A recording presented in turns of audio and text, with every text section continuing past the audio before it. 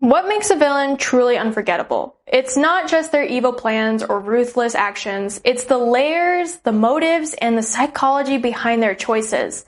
The best villains aren't just obstacles for the hero, they force us to question who's really right or wrong. Today, I'm going to share 8 ways to craft villains that feel real, complex, and impossible to forget. So let's dive in. Number 1. Understanding their motives. Great villains don't see themselves as the bad guy. They believe they're justified. To craft a memorable villain, start by digging into their why.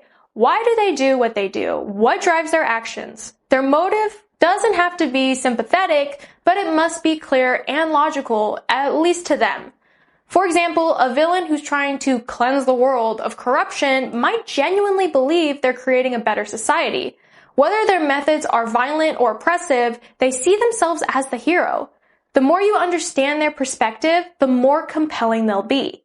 Number 2, create a personal connection to the hero.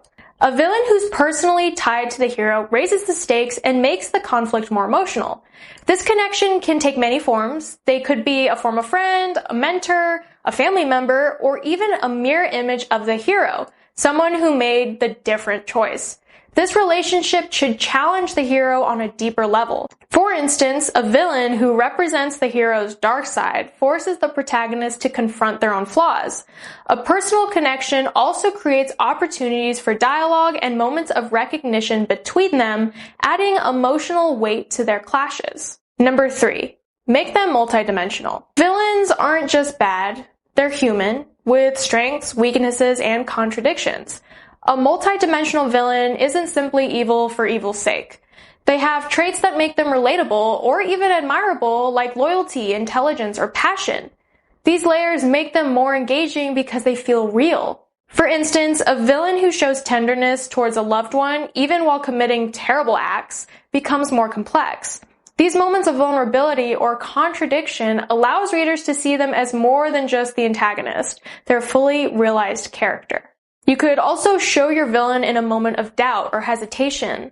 This doesn't mean they're any less committed to their cause, but it adds depth and makes them more unpredictable. You can try creating a small redeeming quality for your villain, like a moral code or a sense of humor. These details make them more relatable without softening their edge. Number 4, give them a code or morality. The best villains have a moral code, rules they live by, even if those rules are twisted. This makes them scarier because it shows they believe in their actions no matter how horrifying. For example, your villain might refuse to harm children, or they might only target those they see as corrupt. This code adds consistency to their character and makes their actions feel intentional, not random.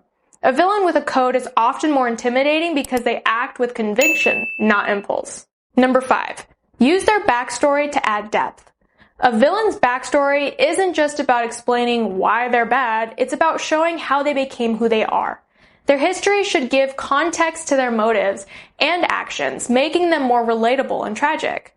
Think about what shaped your villain's worldview. Were they betrayed by someone they trusted? Did they grow up in a system that forced them to become ruthless to survive? These details help readers understand even if they don't agree with the villain's perspective. Number 6, give them a weakness. No one is perfect, not even villains. A great villain has flaws or vulnerabilities that make them feel human. These weaknesses don't make them less threatening, but they make them more relatable and give the hero a chance to exploit them. A weakness could be physical, like a reliance on a life-saving device, or emotional, like a deep fear of being alone. These vulnerabilities can create tension and make the villain's downfall more satisfying. Write a scene where their weakness is exposed, either to the hero or to their own allies, and then use their weakness to create internal conflict. For example, a villain who fears failure might push themselves to the extreme, leading to mistakes. Number 7, make them charismatic. Charismatic villains often are more memorable because they can manipulate others and the audience into seeing their side. They don't rely solely on brute force, they use charm, wit, or persuasion to achieve their goals. A villain who can captivate others with their words or presence is far more dangerous than one who simply intimidates. Their charisma also makes them more entertaining, which can keep readers engaged. Try giving them a moment where their charm works against them, revealing their overconfidence or arrogance. Finally, the best villains don't just oppose the hero, they embody the opposite of the story's theme. This creates a conflict that feels larger than life because it's not just about stopping the villain, it's about proving the hero's values are stronger. For instance, if your story is about hope, your villain might represent despair. If it's about freedom, your villain might embody oppression. This alignment makes the villain feel essential to the story and adds depth to their conflict with the hero. Crafting a great villain is about more than making them bad. It's about making them real, complex, and connected to your story's heart. From their motives to their vulnerabilities, every aspect of your villain should challenge the hero and the world around them. Let me know in the comments what makes your favorite villains unforgettable, or share your own tips for crafting compelling antagonists. Thanks for watching, and as always, keep on writing.